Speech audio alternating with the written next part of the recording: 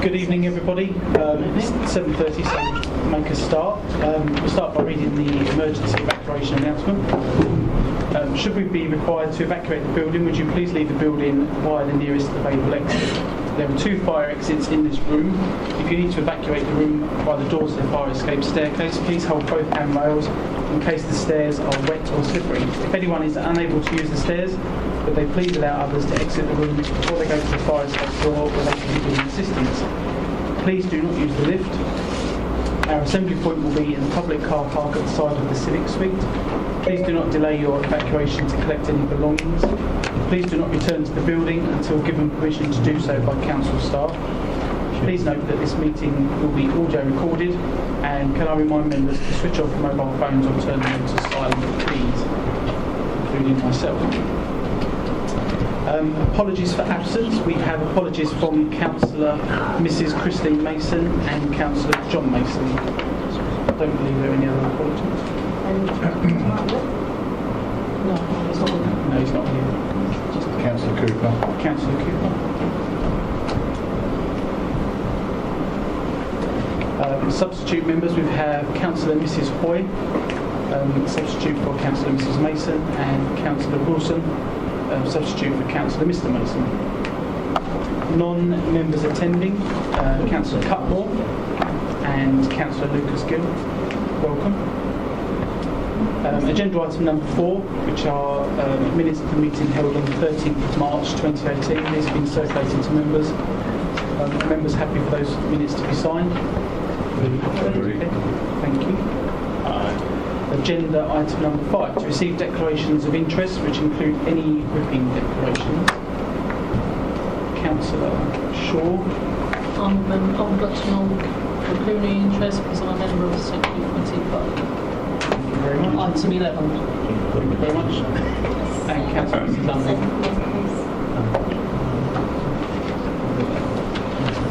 No other interests? Okay. Item number 6, which is the review of the ICT contract. This is an update, members, from the project team. Everybody would have been given a copy of the report, review of the ICT contract, along with, I think there are 3 sets.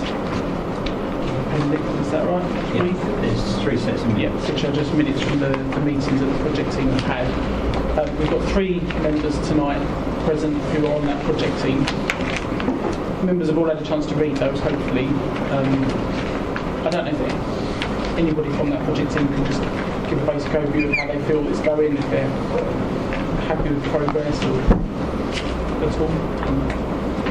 Looking towards Councillor Newport, if that's possible. Well, I'll just give a brief sort of overview. Yeah, that'd be great, thank you.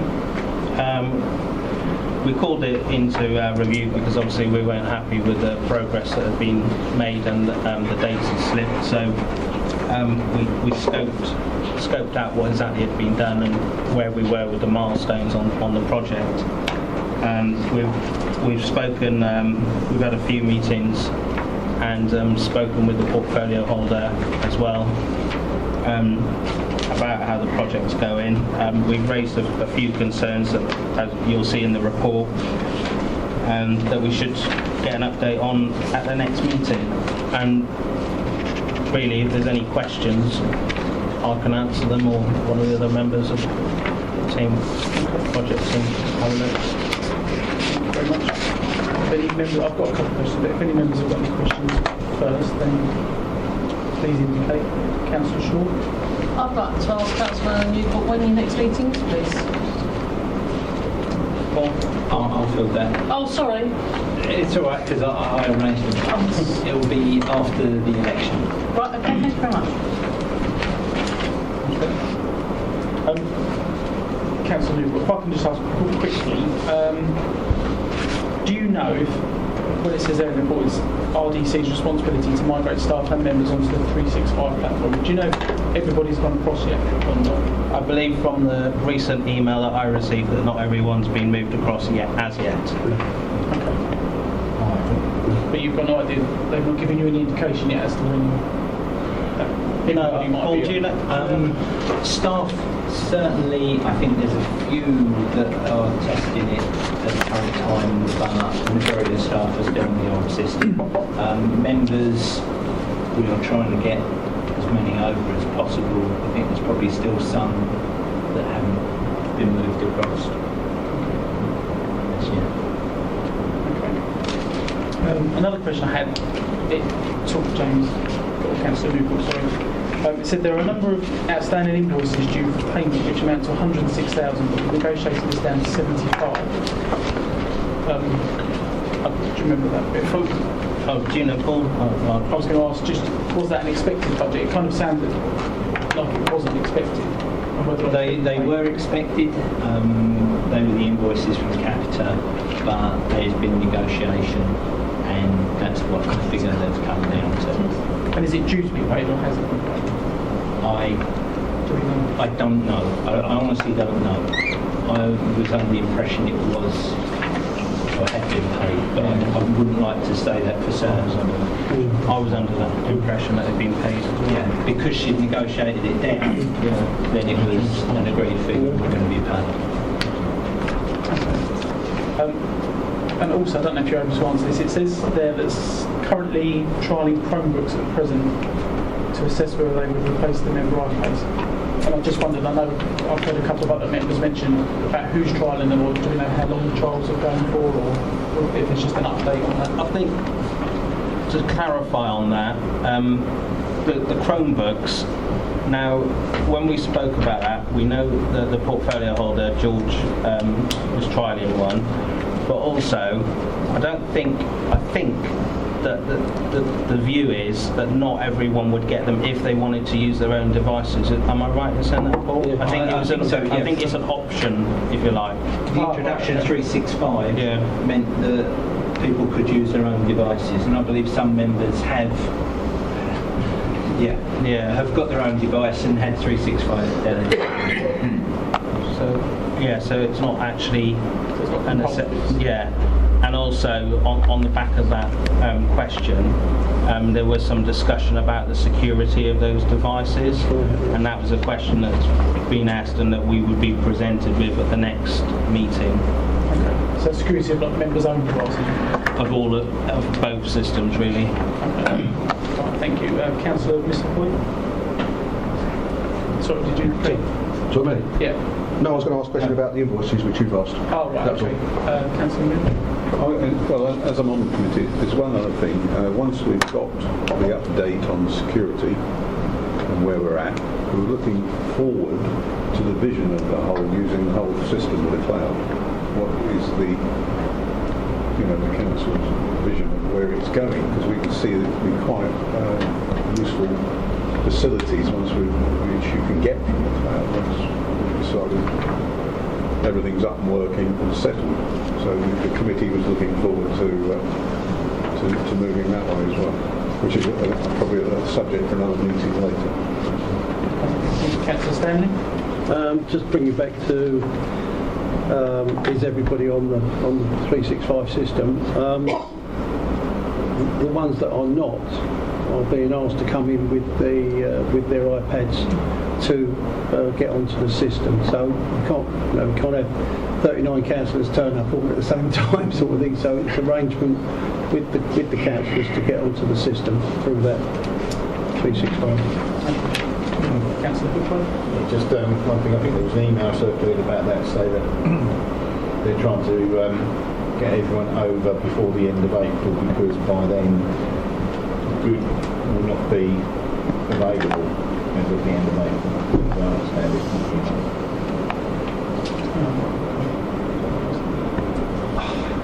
Possibly. I can't really comment, although I'm not sure officers will be able to do away with good. I know that the idea is to do away with good and save the money on the licence in the long term, but I'm not sure how far along they are on that. I think officers are still using good. I'm looking at a couple of officers that might be using good. Yeah, it is still using good. Yeah, so I'm a bit It might be It might be an email just to sort of like prompt members to get it sorted. Possibly, yes. Can possibly comment on that. Councillor Drone. Thank you, Mr. Chairman. On point 3.3, it mentions support maintenance agreements and licensing with other third-party companies. Is it the intention, do you know, is it on expiry of those that they'll be transferred to EduServe? Um, Do you want to answer that, Paul? Yeah. The council use a number of software companies who provide software for specific functions. EduServe wouldn't be able to take those over. So they will continue they will where they are. still continue to be via a third party. Yeah, Councillor Drake, just to clarify that, EduServe are more about the infrastructure, if you like, and the servers that they sit on. The application support will be done by the software provider, if you like. And I think that's what was explained to us. Just one other thing, James, again, I don't, it's more just a question to you, if you just give me a feel. As someone who in my work life is having to get heavily involved in GDPR, I noticed in these minutes there's a couple of things that, or a couple of points that are a little bit dubious with regards to the council and GDPR, particularly with regards to staff perhaps keeping records or details that perhaps they shouldn't be. Just a general question was, how do you feel from your meeting so far?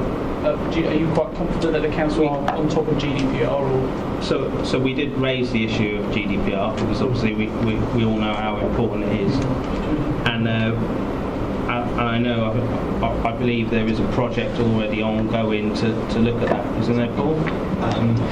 Angela? Perhaps I'll ask the officer that's actually doing the project. Yes. Ah, right, that's handy you're here. Yes. GDPR, yes, we are. We've been over the last few months had an implementation plan in place, and the council has been implemented to be compliant on the 25th of May. So far, we've looked at privacy notices. We've looked at training for staff. We will be looking at training for members. I have drafted something for members, but I haven't finalised it yet. And also, I believe the LGA was releasing some training for members, which everyone's on the lookout for. So, yes, there has been an implementation project in place since early last year, and as it's coming nearer to it's gathering speed. So there's still a lot of work to be done, and even after the implementation date, it's still an ongoing compliance issue for us. So yes, we're not quite there, but we are getting there. Just one thing that we did raise and we did have a big concern about was the bring your own devices and the security of those devices and GDPR, and that I'm sure that Angela will be covering that issue. Yes, I'm not an expert on devices, and it's something I've raised with Dawn's team, the IT side, about the bring your own device, because we have a bring your own device policy in place. But actually, just this morning, the leadership team, I have asked them to look at all the IT security policies just to make sure we're up to date on them. Okay, thank you very much. Any other members got any questions? Or? No? Any members of the project team want to make any comments? Then? I'm happy with that. Yeah. Okay. Well, thank you for answering questions. Members, there is a recommendation, which is just to note that the workers project team today, and as Paul's clarified, there's a meeting that's will be rescheduled for after the election date to be confirmed. Are members happy for that recommendation? Yeah. Agreed. Okay, thank you very much. Item number 7 is the key decisions document. Do all members have a copy of that, or have they got one to look at with somebody or share? I don't know. We've got some copies if anybody needs them.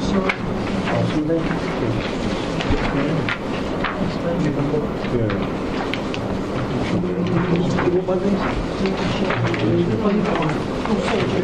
Any more? Share that one. We'll share it. I've got these. No, we can't.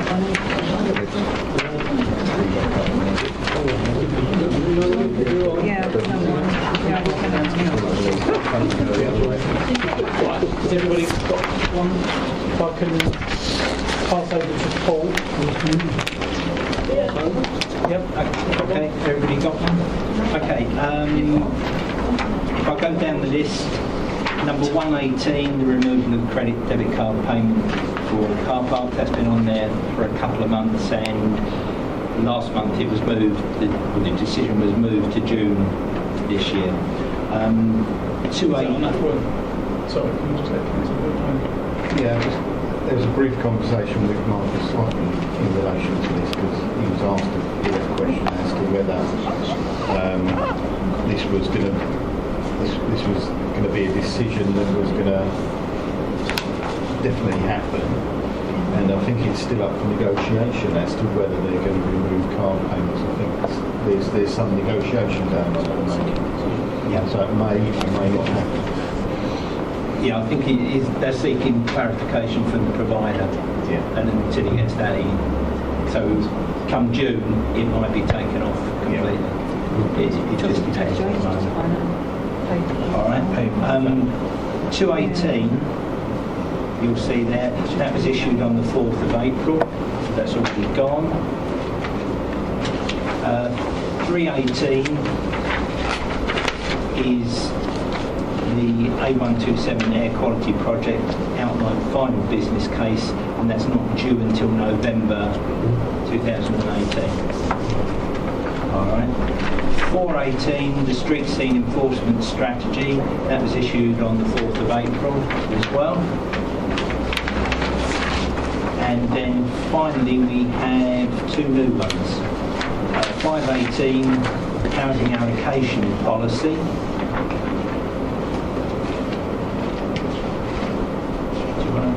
Is that a few words or? Yeah, I mean, there's already been a key decision come around pre-consultation. This is the post-consultation document, which will be summarising the comments back from the public and key stakeholders, and giving everyone the opportunity to see the final draft. And that's out for consultation as we speak, and that key decision date corresponds with as and when the consultation finishes. And then finally we have 618, the Environmental Health Service Plan 2018-19. This is one we see every year, and every year it has to come through on the key decision document.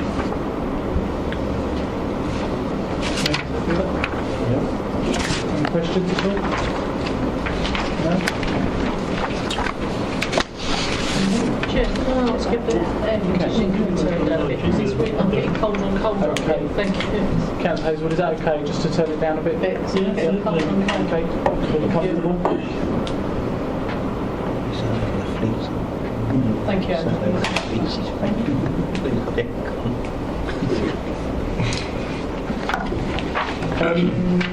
Moving on, members, to agenda item number 8, which is the work plan. Again, that's a document that everybody should have had a copy of. Has everybody got access to see one? I mean, they are coming to the end of this year, so not much. Really. Do you want me to? Yes, Paul, certainly, yeah. I mean, as the chairman says, there's not much to really report. There's already a couple of items even for the June and July meeting, and also the project teams, the 3 project teams listed down there, they're having meetings, and a range of meetings. Review of the Constitution will be next week, and members know. And then the Voice of the Council among De Montfort University, it's looking like it'll be the 21st of June.